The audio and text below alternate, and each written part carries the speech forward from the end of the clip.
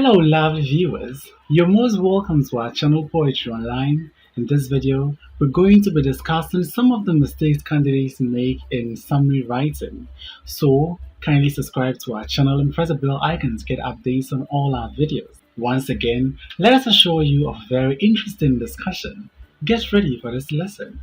When it comes to summary writing, candidates usually make a lot of mistakes, which cause them their grades. Some of these include the following. Most candidates try to understand the meaning of every word in the sentence. This is wrong. When you go into the examination hall, it is not a must for you to understand every word in the passage. Your goal is to be able to fish out the main ideas in the passage and not to understand every word in the passage. Nobody is going to ask you the meaning of any word in the passage, so it is important for you to focus on getting or being able to extract the main idea from the text rather than just trying to know the meaning of every word. Another thing candidates do has to do with wordy answers. In summary writing, your answers are supposed to be concise and very short. Yeah, that's why they said you should write it in a simple sentence. So you're expected to present your answers in simple sentences, and they have to be relevant, they have to be concise as well. So when we talk about it being concise, it doesn't mean writing a single word or two words or writing a phrase. No, it means writing a full sentence, but it should not be wordy. Any irrelevant word or any irrelevant material should be out so that we can have the exact words that are needed there. So wordy answers are not needed in summary writing. Then we go to irrelevant responses. Some of the responses that candidates give are irrelevant, they don't make sense at all. Whatever you know about the passage is not relevant to the passage, so you have to stick to what has been given to you. That is why Waik has printed the passage for you, so you go by the passage. Anything you write that is outside the passage is wrong. So in summary writing, we don't think out of the box. We write all our answers come from the passage, just that we try as much as possible to make sure that the answers that we get, we don't write them word for word, because writing the answers word for word will attract some penalty, or sometimes they can even be marked wrong totally. So it is important for you not to present irrelevant responses. So, thinking out of the box is not necessary when it comes to summary writing. That is why I said initially that you were given a passage, so every answer you give must come from the passage. Then we have presenting phrases or incomplete sentences. This is another mistake that candidates make. They present phrases or incomplete sentences as answers to summary questions, which is wrong. Every answer that you present should be a simple sentence and it should be complete. It should have a complete meaning. Phrases are not allowed in summary writing. So please, whenever you are answering summary writing, we don't expect you to write your answers in phrases. Write your answers in simple sentences. And going against this is a clear violation of examination instruction, which instructs you to write your answers in simple sentences or in one sentence, summarize this, or in two sentences, summarize that. So if you write more than what is expected, or if you write a phrase when the question is telling you to write your answer in a sentence, you can see the contradiction in the two. So that makes it wrong. So with our next point is mindless lifting from the passage. Mindless lifting is what we call verbatim, that is lifting word for the examiner.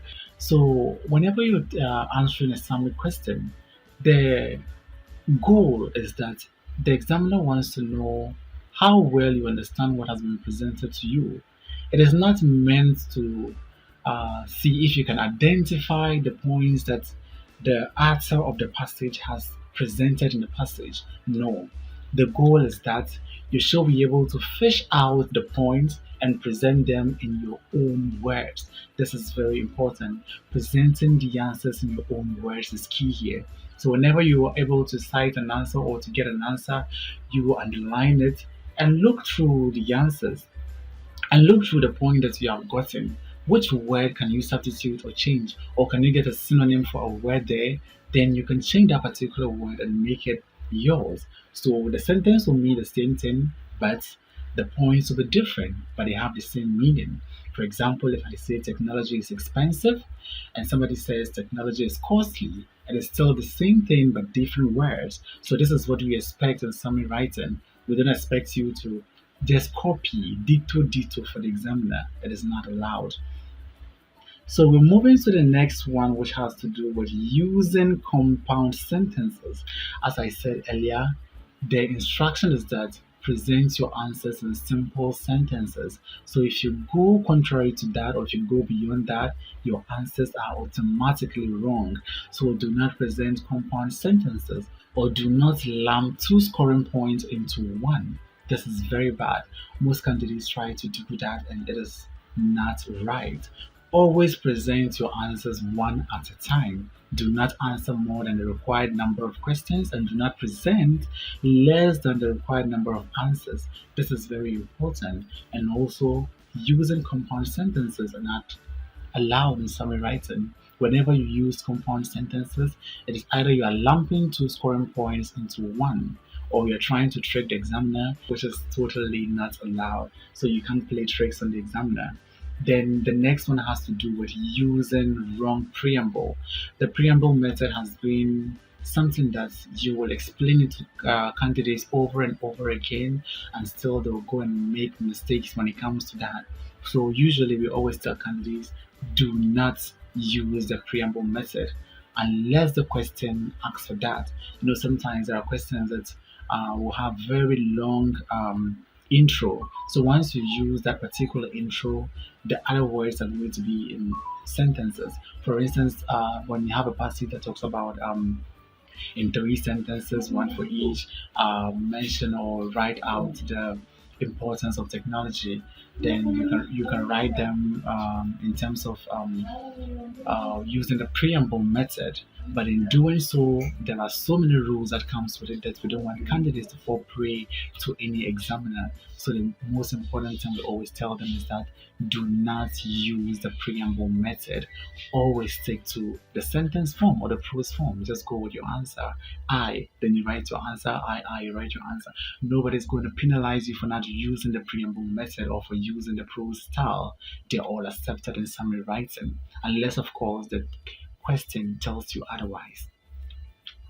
Then the next point is changing the keywords of the question. This is very important. Changing the keywords of the question. So candidates in a bit, candidates as a way sometimes trying to impress the examiner, or sometimes trying to change the word, as we said, they should change certain words in the answer, or not to present their answers word for word or verbatim. So they try to change the keywords to the passage, and this is very wrong. So when it comes to the keywords of the passage, those ones are things that is a central tendency around which every other thing in the passage revolves. So you don't have to change them, or changing them will render your answer wrong. So, for instance, when the question or the passage is about democracy, if you change the word democracy with any other synonym or any other word, it is going to change the answer, or it is going to change the idea of the passage, which is totally wrong. If you write free press in place of democracy, or you write multi-party system, or any other thing or any characteristic of democracy that you write there, will be considered wrong. And if you're talking about technology, there are so many inventions, so you can't say, for instance, importance of technology, then you write one, computer does that, or the mobile phone does this, or the mobile phone does that. It is wrong, because the question is asking about technology and not mobile phone or a laptop or a computer. So it is important for you to stick or know the main idea or the theme of the passage. So once you know the theme, you don't deviate from it. So it will guide you to present your answers very well. So, for instance, when I'm writing, I'm answering a question that demands that the passage is talking about something like democracy, or it's talking about an illness. So you stick to that. If the passage is about malaria, you can't go and write disease. You see that a disease might not necessarily mean malaria, or sickness does not necessarily mean malaria. So it is something that candidates always do. So it is important for you to know what you're supposed to do and what you're not supposed to do. Please Do not change the word that is key to the entire passage. These are words that are the central tendency around which every other thing in the passage revolve around. So you cannot change it or replace it, but you can replace other words. For instance, if I tell you that technology is expensive, we can change expensive to costly, but we can't change technology because it is the central tendency around which the whole idea revolves. So, for instance, if I say science is costly, science is not a synonym for technology, or science cannot replace technology. They are words that go hand in hand, but they're not the same. So this is what I'm trying to make you understand. So it is important for you to always maintain the main idea that and change the other ones that can be replaced. Then the next point has to do with grammatical errors, errors of punctuation and spelling, or even basic construction of sentences. This is so sad. A student who is supposed to score 30 over 30 will end up losing almost half of the marks because of grammatical errors. Whenever you write your answers, make sure you go through them over and over again. So make sure that your answers are free from errors of spelling, punctuation, or even grammar. When you're ending a sentence, you have a full stop there. We don't expect to see any other punctuation mark, the question mark, the exclamation mark, semicolon, every other thing that you put there will be wrong. So please, errors of punctuation are penalized here. And when it comes to your grammar, please put your sentences in simple sentences. This is very important. Don't go writing a whole lot of things there. Just one line is okay for an answer and you score the full mark. And errors of grammar, always make sure that the tenses agree with each other, and this is very important. Then lastly, we have writing more or less than the required number of answers. This is also a place where candidates usually go wrong.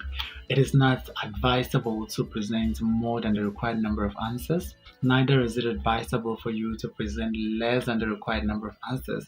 Presenting less than the required number of answers means that you're going to lose out on the points that you have left out, or you're going to lose marks for the points that you have left out. And presenting more than the required number of answers does not in any way prove to the examiner that you're intelligent or the student is very serious. No, it only tells the examiner that you don't obey instructions or you don't obey rules. The instructions or the examination rubric states that you should state 3 points or 3 sentences, and you have decided to write 4. The danger in doing this is that once one of them is wrong, it is going to be subtracted from your marks, irrespective of the other 3 that are correct. So it's always advisable that you don't make that mistake. And we always tell candidates that you can't trick the examiner. So if you're not so sure of your answer and you decide to write 4 of them thinking that, okay, if 3 are correct and the other one is wrong, we'll just rule it out and score you for the other 3, it is not so. The examiner would make no attempt whatsoever to correct you or try to assume that he understands what you are writing. No. Every examiner in the examination hall assumes that he or she doesn't know anything and that you are teaching him or her. So at that point in time, everything you write should be clear, concise, relevant, and important to whatever you're writing. Thanks for watching this video. Please don't forget to like, comment, subscribe, and share this video. Till we meet again, bye-bye.